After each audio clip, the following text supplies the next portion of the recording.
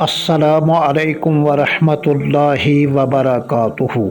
بسم اللہ، الحمدللہ والصلاة والسلام علی رسول اللہ۔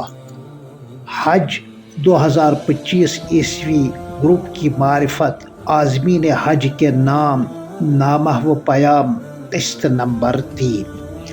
کیا معلوم کہ عشق اور وفا کی ان راہوں پر دوبارہ آنا نصیب ہوگا یا نہیں، لہذا آپ یہ سمجھیں کہ یہ میری زندگی کا غالباً پہلا اور آخری حج ہوگا۔ یہ تصور جتنا راسخ اور مضبوط ہوگا، اتنا ہی آپ اس سفر محمود کے لیے لازمی تیاریاں کریں گے۔ مثلاً محکمہ صحت کی طرف سے نوزائیدہ بچوں کے لیے اعلان کیا جاتا ہے زندگی کے 2 بوند۔ بس اسی طرح آپ بھی سمجھیں کہ روحانی زندگی کا یہ سفر آپ کے حیات جاودانی کی صحت کے لیے زندگی کے 2 بوند کی طرح ہوگا۔ شوق بھی ہو اور خوف بھی، جوش بھی ہو اور ہوش بھی، خوشی بھی ہو اور فکر مندی بھی، تو کیا کہنے۔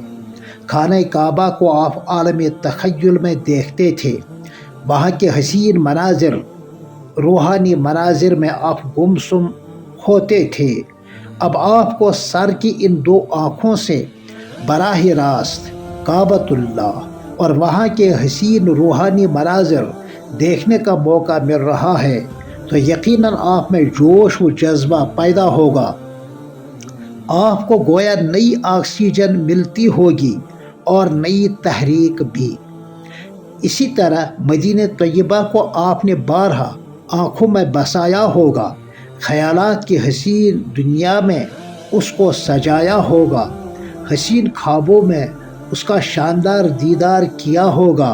اب آپ دل و دماغ سے پورے شعور کے ساتھ حقیقت اور بیداری کے عالم میں اس سے دیکھنے والے ہوں گے، تو یقیناً آپ پر ایک عجیب سی کیفیت طاری ہوتی ہوگی، اور آپ اپنے دل میں یہ سوچتے ہوں گے کہ کبھی میں باد صبا سے تو کبھی باد نسیم سے یوں التجا کیا کرتا تھا، انلتا یا ریح الصبا یوما الی ارض الحرم بلغ سلامی روضۃ فیہا النبی المحترم من وجہہ شمس الضحی من خدہ بدر الدجا من ذاتہ نور الہدی من کفہ بحر الہمم۔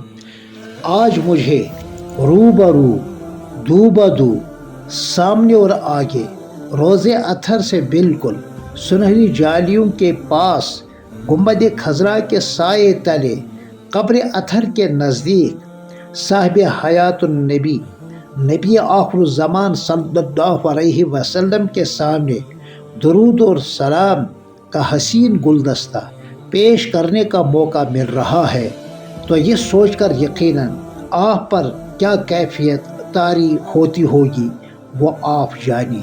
السلام علیکم ورحمۃ اللہ۔